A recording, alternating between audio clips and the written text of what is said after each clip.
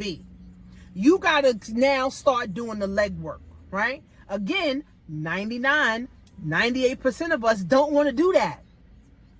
So this is why we stuck at jobs we hate. This is why we stuck at income we don't like. This is why most people are living check to check to check and never open-minded to learn new things. And anyway, black people don't like to read. And then overall people haven't read, overall adults haven't read a book since 5th grade or since high school. So most American adults are on a 4th grade to 8th grade reading level.